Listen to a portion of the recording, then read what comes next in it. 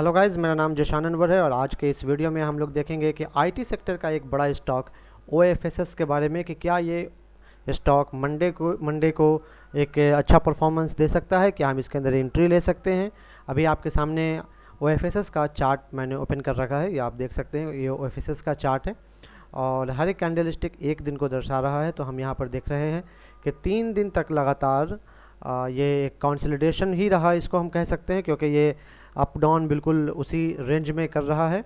ठीक है, और उसके बाद इस 3 दिन के बाद बल्कि इसको भी अगर हम ऐड कर लें, चौथा दिन के बाद इसने थोड़ा सा एज लेकर के बाहर निकले हैं, तो एक बुलिश पैटर्न बनता हुआ दिख रहा है।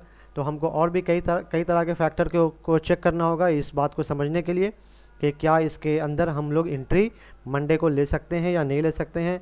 एज़ फॉर डे ट्रेडिंग, आप पोजिशनल के लिए तो ये बिल्कुल सही है, आप चाहें तो इसको ले सकते हैं, पोजिशनल के लिए ले सकते हैं, लेकिन मंडे के लिए ले सकते हैं या नहीं ले सकते हैं, डे ट्रेडिंग के लिए ले सकते हैं नहीं ले सकते हैं, उसके लिए हम लोग थोड़ा फैक्टर को चेक करेंगे। लेकिन अगर आप शॉर्ट टर्म ट्रेडर हैं या पोजिशनल ट्रेडर हैं, हफ्ता 2 हफ्ता महीना आराम से रहते हैं, उसके बाद आप उसमें कुछ एक्सचेंज करना चाहते हैं, बेचना चाहते हैं, तो ओएफएसएस एक अच्छा स्टॉक है। आप इसको देख सकते हैं, राइजिंग वेज का एक पैटर्न बन रहा है, रेगुलर अप साइड की तरफ बढ़ रहा है और इसमें किसी तरह का कोई इम्कान नहीं है कि यह आपको एक अच्छा रिटर्न दे जाएगा पोजिशनल के अंदर। लेकिन आज इस वीडियो में हम लोग चेक करेंगे कि क्या ये मंडे को भी अच्छा परफॉर्म दे सकता है। तो हम लोग इसको देखने के लिए कई तरह के फैक्टर को चेक करना होगा, उसमें से कुछ इंक्लूडेड है जो मैं आपको बता रहा हूँ। जैसे checkout if Nifty will open positive, ये ज़रूरी है कि हमारा शेयर बाज़ार ही कल मंडे को कैसा ओपन होगा। अगर नेगेटिव ओपन होगा तो इसका बाकी, चूँकि आईटी का ये जो स्टॉक है ये भी काफ़ी दमदार स्टॉक है, निफ्टी के को ऊपर ले जाना नीचे ले जाना भी काफ़ी डिपेंडेंट करता है ये चीज़ें। तो निफ्टी क्या पॉजिटिव ओपन होगा, अगर निफ्टी पॉजिटिव ओपन होता है तो मुमकिन है कि ये स्टॉक भी ऊपर जाएगा। फिर जिस सेक्टर से ये स्टॉक बिलोंग कर रहा है उसको भी चेक करना होगा कि क्या ये पॉजिटिव जा रहा है। उसके बाद अगर ये दोनों हमको पॉजिटिव दिखते हैं तो हम इंडिकेटर्स को चेक करेंगे कि इंडिकेटर्स क्या कहता है, क्या इंडिकेटर्स इसको बुलिश कहता है या बेयरिश कहता है, या इस पर्टिकुलर स्टॉक के अंदर क्या पोजीशन हो सकती है। इंडिकेटर के लिए 3 इंडिकेटर इस्तेमाल कर रहे हैं। मूविंग एवरेज एक्सपोनेंशियल को चेक करेंगे, RSI 14 को चेक करेंगे और वॉल्यूम को चेक करेंगे। ठीक है, अगर सब पॉजिटिव दिखलाते हैं यानी कि एंट्री लेने के लिए दिखलाते हैं, तो फिर हम लोग चेक करेंगे कि कौन सा हमारा एंट्री प्राइस होगा, और जब एंट्री लेंगे तो हमारा टारगेट प्राइस क्या होगा, फिर हमारा स्टॉप लॉस प्राइस क्या होगा। ठीक है, तो इन तमाम फैक्टर्स को अभी हम लोग एक एक करके चेक करते हैं। सबसे पहले चेक करते हैं कि निफ्टी विल ओपन पॉजिटिव और नॉट, यस और नो। तो हम कैसे चेक करेंगे कि हमारा निफ्टी का कल क्या पोजीशन हो सकता है। तो हम लोग आ जाते हैं यहाँ पर SGX निफ्टी पर हम लोग क्लिक करते हैं और देखते हैं कि FGX निफ्टी जो है वो 93.35 रुपये के साथ पॉइंट के साथ आगे बढ़ रहा है। यानी ये दर्शाता है कि हमारे पास निफ्टी जो है, निफ्टी जो हमारा NSE और BSE के अंदर निफ्टी जो NSE के अंदर काम कर रहा है, BSE में सेंसेक्स है ना, ये भी कल का दिन अच्छा है और पॉजिटिव ओपन होगा। एक चीज़ जो हमको समझ में आ गई, एक फैक्टर जो हमारे समझ में आ गया कि यस निफ्टी जो है वो ओपन पॉजिटिव होगा। हमें कुछ नहीं ज़्यादा नहीं चेक करना है, ज़्यादा ताम झाम नहीं करना है, बहुत सारे सेक्टर को ध्यान नहीं देना है, बहुत सारे ग्लोबल क्यूज़ को ध्यान नहीं देना है। वैसे सब चीज़ों को बारीकी से अध्ययन करना पड़ता है, लेकिन अभी एक मोटा मोटी तौर पे बता रहे हैं कि निफ्टी पॉजिटिव ओपन होने के चांसेस बहुत ज़्यादा है। रीज़न SGXnifty.org पे हम देख रहे हैं और ये बता रहा है कि ये सिग्नल ग्रीन है, तो ये ओपन होगा पॉजिटिव। नेक्स्ट हमको चेक करना है सेक्टर इसका पॉजिटिव है या नहीं है। तो सेक्टर ने कल कैसा परफॉर्म किया है इसको देखना पड़ेगा, उसी के आधार पे हम लोग बनाएंगे कि ये किस तरीके से परफॉर्मेंस दे सकता है। तो ये जो सेक्टर है वो OFSS कौन से सेक्टर में है, IT के सेक्टर में है। तो सबसे पहले हम लोग NSEindia.com को ओपन कर लिया है और यहाँ से हम लोग व्यू ऑल इंडिसेस के अंदर आ जाते हैं। इंडिसेस को देखते हैं कि क्या परफॉर्मेंस रहा है उसका। तो ऑल इंडिसेस के अंदर ये जो सेक्टर वाइज सेक्टोरियल इंडिसेस यहाँ पर है, हम यहाँ से नीचे आ जाते हैं, हमारा IT ये है, IT पर क्लिक करते हैं। अब IT पर हमने क्लिक किया है तो हम यहाँ पर इसमें 10 स्टॉक्स को ऐड किया गया है IT में, जिसमें से फ्राइडे का दिन 8 स्टॉक्स ऊपर गए थे और 2 स्टॉक डिक्लाइन हुए थे, यानी कि नेगेटिव के अंदर गए हैं। कौन से 2 स्टॉक नीचे गए थे, वो TCS नीचे गया था क्योंकि यह ऑल टाइम 52 वीक्स हाई चल रहा है, और विप्रो थोड़ा सा नीचे गया था।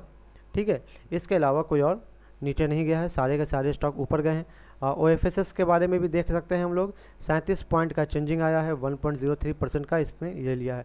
यानी दूसरा जो क्वेश्चन हमारा था कि क्या सेक्टर हमारा पॉजिटिव परफॉर्म कर रहा है, तो यस सेक्टर हमारा पॉजिटिव परफॉर्म कर रहा है। इन दोनों के बाद अब हम लोग पार्टिकुलर स्टॉक पर आ जाएंगे देखने के लिए कि हमारे इंडिकेटर क्या कहता है। क्या इंडिकेटर बुलिश है, अप ट्रेंड बना रहा है, RSI हमको एंट्री करने का परमिशन दे रहा है, वॉल्यूम कैसा है। ठीक है, तो चेक करते हैं इसको। इन दोनों टैब को मैं बंद कर देता हूँ, इन दोनों की ज़रूरत नहीं है। सबसे पहले हमको मूविंग एक्सपोनेंशियल एवरेज का ध्यान देना है। तो हमारे पास 3 एवरेज मैंने इस्तेमाल किया। ये एवरेज का लाइन है जो बीच में चल रहा है। मैं इसे थोड़ा और डीप कर देता हूँ ताकि ये आसानी से नज़र आ जाए। इतना काफ़ी होगा। ठीक है, ये एक्सपोनेंशियल है और इसके अलावा ये 13 डेज़ का मूविंग एवरेज है जिसको रेड में रखा है। और अगर ऊपर से RGB रेड ग्रीन ब्लू बनता है, इसका मतलब जो ट्रेंड है वो पॉजिटिव है, वो अप ट्रेंड है। दूसरा जो ग्रीन में है, मैं इसको थोड़ा और ठीक है, ग्रीन है। और तीसरा जो है ये ब्लू है, और तो मैं इसको भी थोड़ा यहाँ से राइट। चलिए, तो हम आपको इसके बारे में थोड़ा बता देते हैं मूविंग एवरेज एक्सपोनेंशियल के बारे में। ये जो पहला मूविंग एवरेज है जो रेड लाइन बन रहा है, ये 13 डेज़ का है का मूविंग एवरेज है। उसके अलावा 21 डेज़ का ग्रीन है और 34 डेज़ का ये है, यानी कि रेड ग्रीन ब्लू। तो अभी हम देख रहे हैं कि हमारा मूविंग एवरेज रेड और ग्रीन और ब्लू, ये तीनों का तीनों जो मूविंग एवरेज है ये अप ट्रेंड की तरफ जा रहा है। जैसे भी अगर हम लोग इस तरह का मूविंग एवरेज इस्तेमाल करते हैं तो हम देखेंगे कि लाल सबसे ऊपर रहे, ग्रीन उसके नीचे रहे और ब्लू इसके नीचे रहे। इसका मतलब एक अप ट्रेंड बन रहा है। तो अगर अप ट्रेंड बन रहा है, इसका मतलब हम लोग इसके अंदर एंट्री ले सकते हैं। यहाँ से देखें, यहाँ पे कॉन्ट्रैक्ट कर रहा है, यहाँ पर ये तीनों लाइन जो है वो पूरी तरीके से आपस में मिल गए हैं। तो यहाँ पर एक साइड वेज बन रहा है, यहाँ पर अप ट्रेंड डाउन ट्रेंड कुछ नहीं चल रहा है। उसके बाद यहाँ से रेड ऊपर चला गया है, बीच में ग्रीन है और फिर ब्लू है, और ये ऐसा होता हुआ मेरा अप ट्रेंड, ये जो पैटर्न क्रिएट हो रहा है यहाँ पर, ये होते हुए ऊपर तक आया है। यहाँ पर बीच में थोड़ा दिन के लिए आप देख सकते हैं कि अप ट्रेंड डाउन ट्रेंड कुछ नहीं चल रहा था, लेकिन फिर से इसने अप ट्रेंड के लिए मुंह खोल रखा है। तो ये उम्मीद है कि ऊपर जा सकता है। यानी अगर हम ये चीज़ चेक करें कि मूविंग एवरेज एक्सपोनेंशियल वर्क कर रहा है हमारे लिए, बोला यस, कहाँ कैसा जा रहा है, तो अप ट्रेंड की तरफ है, यानी हम इसके अंदर एंट्री कर सकते हैं। RSI देख लेते हैं। तो RSI को चेक करने के लिए हमको यहाँ से इंडिकेटर्स में RSI देखना पड़ेगा।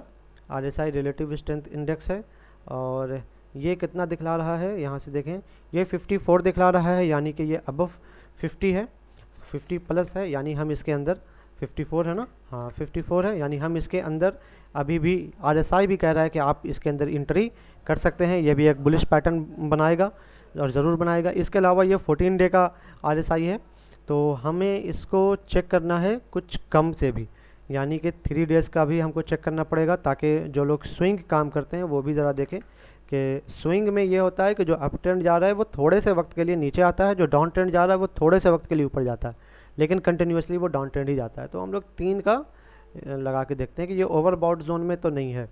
तो अप ट्रेंड RSI 3 ने यहाँ पर 70 का वॉल्यूम क्रिएट किया है। 75 से अगर ये ऊपर होता तो फिर ऐसा हो जाता कि ये इसको शॉर्ट टर्म का मतलब छोटा वक्फा, थोड़ा वक्त के लिए बुलिश के अंदर अगर वो बेरिश पैटर्न बनाना होता है, तो ये अगर 75 से भी ऊपर चला जाता तो ये ओवर सोल्ड मान लिया जाता, लेकिन अभी ऐसा ओवरबॉट मान लिया जाता, लेकिन अभी ऐसा नहीं है। यानी कि RSI जो स्विंग ट्रेडर्स के लिए जो RSI इस्तेमाल करते हैं 3 दिन का एवरेज लेकर के, उसके अकॉर्डिंगली भी हम इसके अंदर इंटर कर सकते हैं। और जो 14 डेज़ का एवरेज जो नॉर्मली एवरेज इस्तेमाल करते हैं जिसमें 54 मिल रहा है, ये भी हमको इंडिकेट करता है कि हम इसके अंदर एंट्री कर सकते हैं। तो RSI 54 यानी ये भी एक अप ट्रेंड की तरफ इशारा कर रहा है। वॉल्यूम के बारे में अगर हम चेक करें तो हम ज़रा इसको भी बंद कर देते हैं, RSI को बंद कर देते हैं। वॉल्यूम को अगर हम चेक करें तो वॉल्यूम हमारा आप देख सकते हैं कि 3 दिन तक लगातार नेगेटिव में वॉल्यूम गया है और उसके बाद एक दिन पॉजिटिव वॉल्यूम गया है, और वॉल्यूम बहुत ज़्यादा पावरफुल यहाँ नहीं है। ठीक है, नॉट सो पावरफुल। हम इसको कह सकते हैं नॉट सो पावरफुल। तो ऐसे वॉल्यूम में जो बहुत पावरफुल नहीं होता है, तो हम अलग फैक्टर को भी यहाँ पर चेक करेंगे। वो कौन से फैक्टर है, मैं उसके बारे में बात कर लेता हूँ अभी आपसे। यहाँ पर हम लोग चेक करें कि ये जो 3 दिन का जो हाईएस्ट पॉइंट है, पिछले 5 दिन का हाईएस्ट पॉइंट देखा जाए, यानी कि इसको छोड़ करके मैं 3 दिन के बारे में बात कर रहा था, लेकिन चौथे दिन को भी हम जोड़ सकते हैं। तो ये जो पिछले 5 दिन का जो हाईएस्ट पॉइंट है, यानी कि एवरेज 5 देखा जाएगा, तो ये उसको क्रॉस कर गया है। तो यहाँ पर यह भी इंडिकेट कर रहा है कि नेक्स्ट डे जो वॉल्यूम आएगा वो इसको बड़ा वॉल्यूम आ सकता है। तो एक तरीके से ये भी पास हो गया। What would be the entry price? Entry price को चेक करने के लिए हम कैंडल जो है वो 1 दिन का जो कैंडल हम लेके चल रहे हैं, इससे हम चेक नहीं कर सकते हैं। ठीक है, एंट्री प्राइस देखना है तो फिर आपको कैंडल बदलना होगा, और मैं इसको 15 मिनट्स के कैंडल पर चेक कर देता हूँ। पहला चीज़ हम लोग यहाँ चेक करेंगे, बुलिश ट्रेंड बना रहा है, यस आरजीबी बन रहा है मूविंग एवरेज में, यानी कि 15 मिनट्स के मूविंग एवरेज के अकॉर्डिंगली हम लोग चल रहे हैं। तो ये 13 को ये चेक कर रहा है, तो यहाँ पर भी यानी कि 13 पीरियड्स को ये चेक कर रहा है, और यहाँ पर एक बुलिश पैटर्न क्रिएट हो रहा है। यहाँ तक तो ठीक है। तो हमको एंट्री करना है, लेकिन कितने से एंट्री करना है अब हमको ये चीज़ को देखना पड़ेगा। तो चलिए देख लेते हैं जल्दी जल्दी। तो यहाँ पर एक बिल्कुल क्लियर साइन है अप ट्रेंड का, और डे ट्रेडिंग हम इसके अंदर बेशक कर सकते हैं, इसमें कोई शक नहीं है। लेकिन एंट्री कहाँ से करेंगे?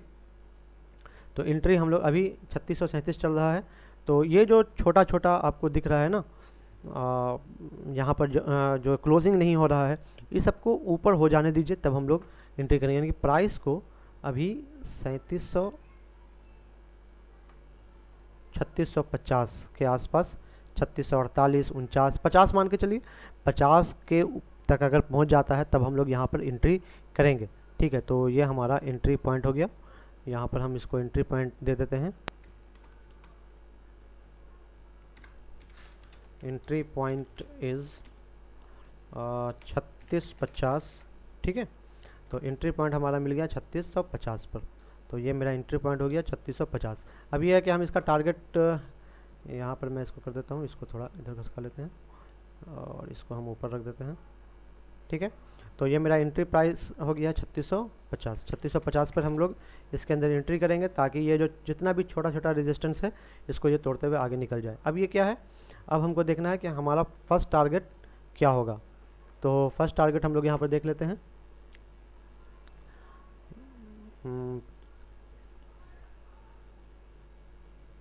ये एक डेंजरस जोन है, तो हम इसे थोड़ा नीचे पर ही फर्स्ट टारगेट सेट करेंगे।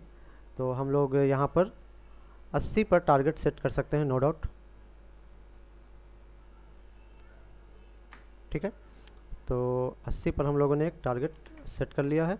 तो फर्स्ट टारगेट जो हमारा बन रहा है, 2 टारगेट लगा देते हैं, लेकिन target 1 3680 is the good one. Okay, target 1 is 3680, यानी कि 3680 पर। दूसरा टारगेट अगर हम लोग देखेंगे तो इसको हम लोग और आगे बढ़ाते हैं। अगर हम इसको ब्रेक कर देते हैं 3710 को, तो 3715 तक का टारगेट, ये 3722 पर यहाँ पर एक छोटा सा रेजिस्टेंस है, और ये भी डेंजरस है, तो हम इससे नीचे ही रहेंगे। तो 3715 का हम एक टारगेट लगाते हैं, 3720 का नहीं लगाएंगे, बल्कि 3715 का एक टारगेट लगाएंगे यहाँ। अब मल्टीपल टारगेट को कैसे यूज़ कीजिएगा? तो पहला टारगेट पर आप आधा से ज़्यादा स्टॉक निकाल दीजिए, दूसरे टारगेट पर आप बाकी जितना भी स्टॉक है उसको निकाल दीजिए। 3715 पर हमने दूसरा टारगेट। अच्छा, अगर हम इसको ये चेक करें, इसका एसएल कितना होना चाहिए, तो हम लोगों ने इसको एंट्री किया है 3650 पर।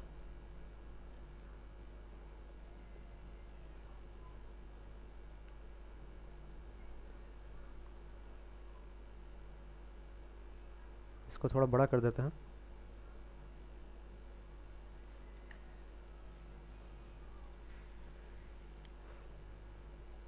यहाँ से हम लोगों ने किया है, तो हम लोग इसको यहाँ ये चेक कर लेते हैं, इसको 3630 थोड़ा सा नीचे ले लेते हैं एसएल को, 3620 तक का हम लोग एसएल रख सकते हैं, इससे ज़्यादा नीचे जाने की ज़रूरत नहीं है।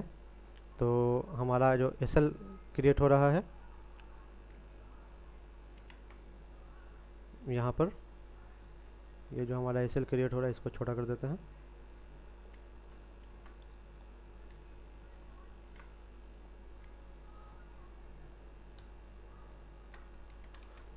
SL 3620 रखते हैं इसको, है ना, 3620।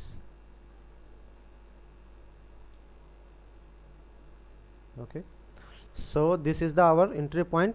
3650 पर हम इसको एंट्री करेंगे। टारगेट 1 3680 रखते हैं और टारगेट 2 3715 रखेंगे। ठीक है, एसएल जो हम लोग रख रहे हैं वो 3620 रख रहे हैं। यह कल के लिए OFSS का है।